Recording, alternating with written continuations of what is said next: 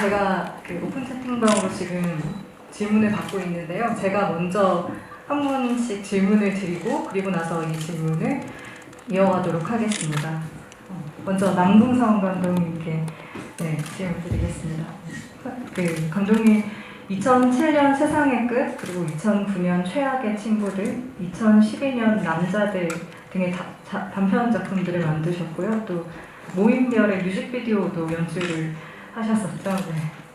이렇게 활발하게 활동을 하시다가 7년 만에 첫 장편 영화 10개월과 또 코리아 시네마 단편 1회 상영되는 단편 작품 여담들이라는 작품, 이렇게 두 편을 가지고 영화제를 찾아주셨는데요. 제가 여담들도 굉장히 재밌게 봤습니다. 네. 23일에 있을 GV에서 그 얘기를 하도록 하고요. 먼저 이렇게 원치 않는 임신을 하게 된 20대 후반 여성의 이야기, 임신, 출산, 성장담이라고 할 수 있을 이 이야기를 하시게 된 계기에 대해서 여쭙고 싶습니다. 안녕하세요. 우선 많은 분들이 와주셔서 정말 감사드리고요. 제가 이 영화를 만들게 된 계기는 제가 아이를 낳아보니 생각보다 되게 큰 경험이더라고요. 물론 사람이 예측은 하지만 큰 일인지.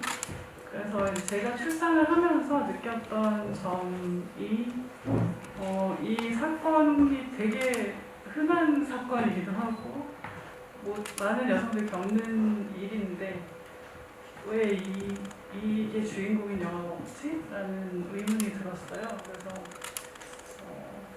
거기서부터 출발을 하게 되어서 이게 분명히 저희가 이제 대중매체에서 보는 임신한 여성들이 등장하는 어떤 유형이 있단 말이에요. 캐릭터들 유형이 있고.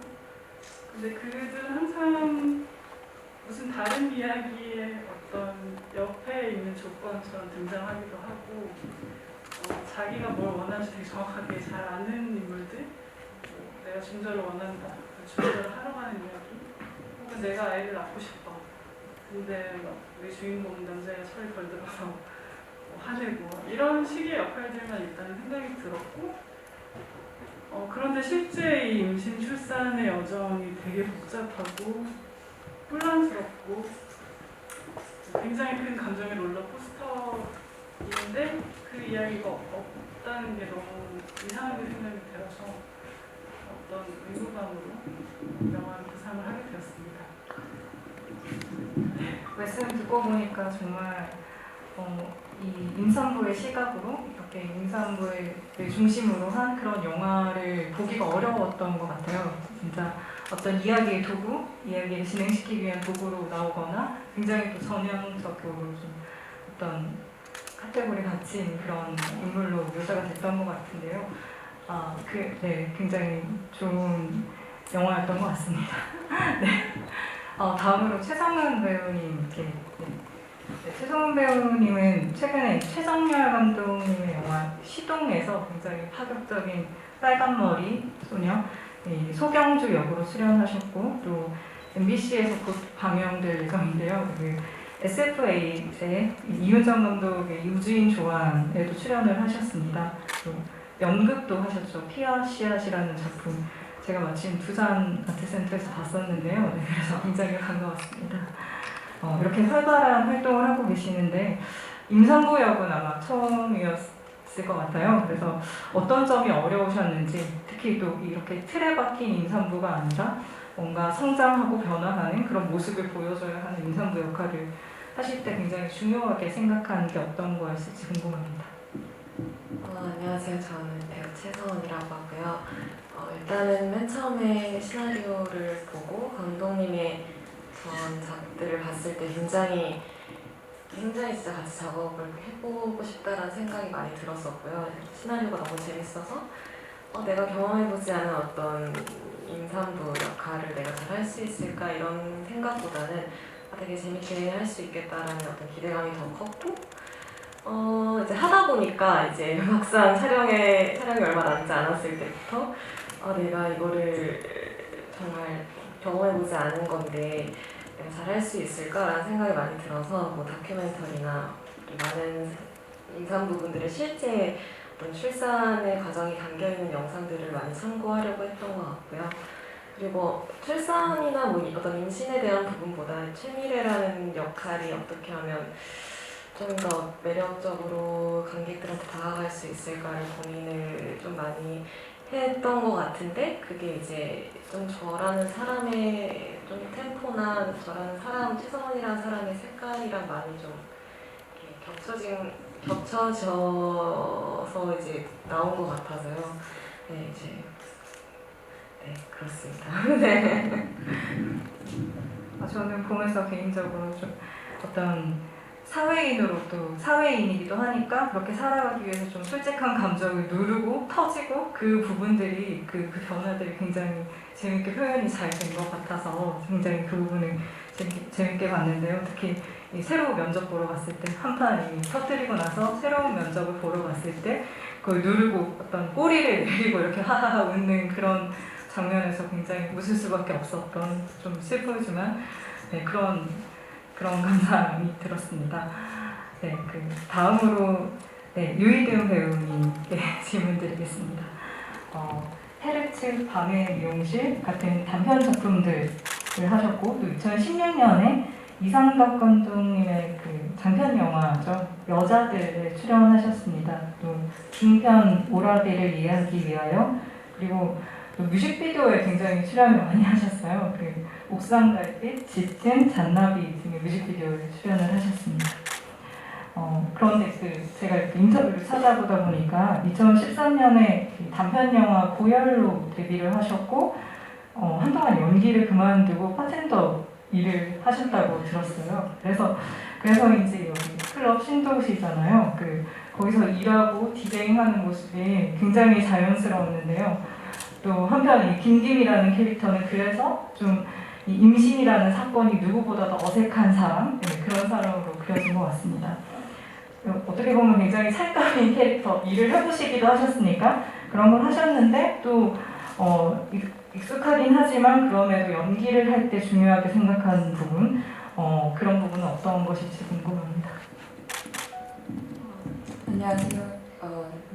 미래 친구의 김김 역을 맡았던 유희균이라고 합니다.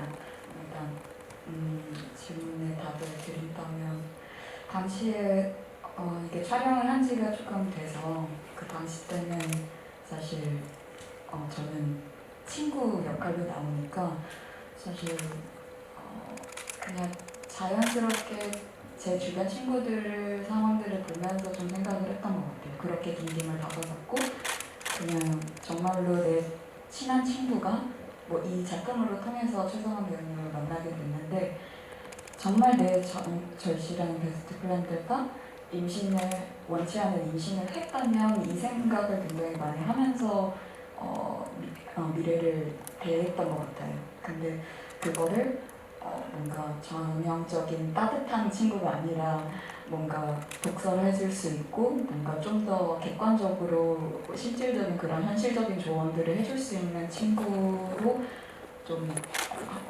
캐릭터를 만들고 싶었고 또 당시의 제 모습과 감독님이 말씀하셨던 그 김김의 캐릭터가 좀 조화로운 부분이 있어서 좀 수월하게 그래도 재밌게 촬영했었던 것 같습니다. 바텐더도 많은 영향을 줬고요. 롤모델이나 좀 영감을 구한 데가 있는지 궁금하다고 하셨습니다. 딱히 뭐 그런 건 없었고요. 요즘에 저는 유튜브를 많이 참고했던 것 같아요. 많은 유튜버 분들이 이렇게 되게 리얼하게 본인들의 출산과 임신에 대한 얘기를 많이 그냥 말로써라든지 아니면 출산하러 가기까지의 과정을 브이로그로 다 찍으셔가지고 그런 것들을 되게 많이 참고했던 것 같고 오히려 조금 제 주변 사람들 중에 있다 제 친구들 중에 이렇게 임신이나 출산을 경험한 친구들이 거의 없기 때문에 그렇다고 해서 저희 엄마한테 물어보기에는 조금 그래서 이제 그냥 많은 어떤 자료들, 다큐나 유튜브 영상이나 이런 실제 모습이 많이 담겨있는 것들을 참고를 많이 하려고 했습니다. 이어서 배우님 두 분께 먼저 유희든 배우님부터 답변해 주시면 되겠는데요. 네. 배우님들이 이 영화를 찍으면서 어떤 결혼과 임신에 대한 생각의 변화가 있으셨는지 궁금하다고 네, 하셨는데 있으신가요? 되게 조심스러운 발언이 될 수도 있을 것 같은데 그렇게 크게 생각해보지 않았던 부분이고 되게 마치 이 10개월의 김김처럼 굉장히 저와 동떨어진 이야기다라고 아직까지도 그렇게 생각을 하고 있어요. 여기 10개월에서 미래 나이가 29으로 나오는 한국 나이인데 제가 딱 지금 그 나이가 됐는데도 다시 보니까 아직까지도 되게 먼 얘기 같고 그렇게 느껴져서 생각은 없습니다. 지금은. 아니 그런데 영화에서 좀 굉장히 순환을 또 겪는 것으로 나오니까 더 뭔가 좀 멀게 느껴지셨을 것 같아요. 네. 최상원 배우님께서 저는 10개월을 찍었을 당시는 제가 23살이었는데 지금은 제가 25살이지만 그때나 지금이나 사실 뭐 결혼이나 임신, 출산 이런 문제에 대해서 이렇게 긍정적으로 생각해본 적이 없어서 근데 사실 제가 제 주변 사람들도 그렇고 저도 그렇고 이 문제에 대해서 정말 진지하게 고민을 정말 오랜 시간 동안 해본 적은 없었던 것 같은데 10개월을 찍으면서도 그런 부분에 대해서 긍정적이지 않았던 생각이 변함없이 지금도 계속되고 있는 것 같습니다. 라고 불리는 그 아이에 대한 애정이 생기는 것처럼 보이잖아요. 그 어떤 핵심적인 이유? 네, 말씀하기는 좀 설명하기 어려울 것 같은데 어떤 물성이 있고 움직이는 것에 대한 애정인지 어떤 모성인지 책임감인지 아니면 다른 무엇인지 궁금하다고 하셨습니다. 제 생각이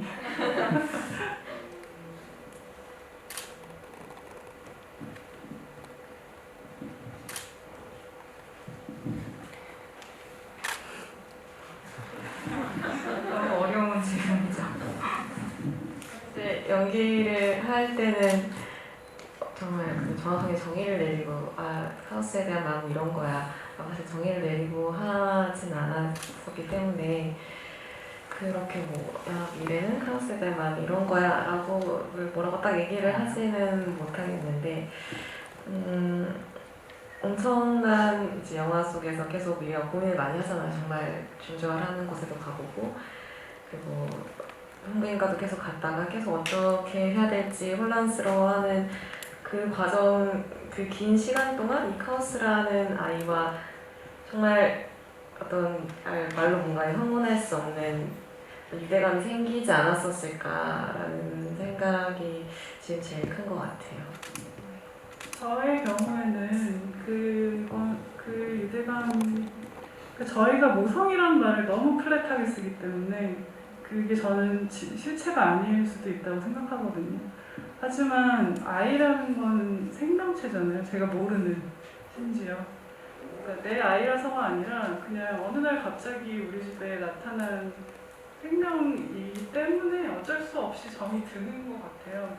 그냥 갑자기 여기 개 같은 작은 강아지가 내 허벅지에 붙어서 나타났다, 안 떨어진다. 그렇다고 하더라도 얘한테 계속 얘기를 하고 아끼겠죠. 그런 것 때문에 중저이라는 게 생각보다 어려운 선택이기도 하고요. 그게 양쪽으로 다 어렵다는 이야기를 저는 사실 하고 싶었어요. 이 선택지가 완벽한 선택지가 없는 상태에 저희가 던져져 있는데 거기에서 선택을 하라고. 그리고 이 선택을 했으니 비난받고 이 선택을 했으니 비난받고 이 선택을 했으니 책임져라 이렇게 얘기하는 게 좀 이상하지 않나? 라는 게 아마 제가 이 영화를 만든 이유였던 것 같아요. 개인적으로 어떤 캐릭터일까요? 해보고 싶은 캐릭터 정말 많은 캐릭터를 다양하게 해보고 싶은데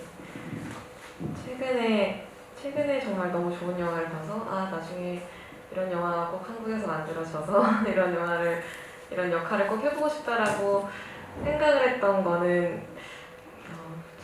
하지만 그 폭네크의 연인들을 제가 이번에 영화관에서 재개봉을 해서 보게 됐는데, 그래서 이제 미셸 줄리엣 비노시 배우분이 맡으신 그 역할이 정말 배우로서 한 번쯤은 저런 역할을 꼭 해보고 싶다, 이렇게 본능적으로 정말 충동에 의해서 모든 거를 약간 동물적인 감각에 맡겨서 연기해 볼 수 있는 그런 역할이 저한테 주어지면 정말 좋겠다라는 생각을 했습니다. 저도 기회만 있다면 모든 캐릭터들은 다 해보고 싶은데요. 요즘에는 아무래도 저는 장르를 굉장히 개인적으로 좋아해서 좀비 역할을 해보고 싶고요. 굉장히 지능적인 좀비. 뭔가 뭐 이런 것도 좋고 SF 그런 장르도 굉장히 재밌는 캐릭터들 한번 해보고 싶고, 저도 아무래도 최근에 봤던 영화들에서 좀 영향을 받아서 최근에 봤던 게 사실 반도였거든요. 그래서 거기에서 뭔가 그런 좀비와 싸우는 그런 마지막 생존자 뭐 이런 세기말 뭐 이런 디스토피아 이런 배경의 작품 한번 해보고 싶습니다. 뭘 보고 왔냐에 따라서 달라질 것 같아요. 저는 뭐 개봉을 잘 하고 또 인생도 짧고 해서라는 영화를 지금 쓰고 있습니다. 네. 네, 오늘 이렇게 많이 보러 와주셔서 너무 감사드리고요. 10개월 영화 나중에 개봉을 하게 되면 꼭 많이 소문 내서 같이 많이 보러 와주셨으면 좋겠습니다. 감사합니다. 다행히 오늘은 비가 안 와서 다행인데 정말 많은 분들이 와주셔서 감사하고요. 관심 가져주셔서 너무 감사하고 코로나 같이 이겨냅시다. 감사합니다. 미안하다.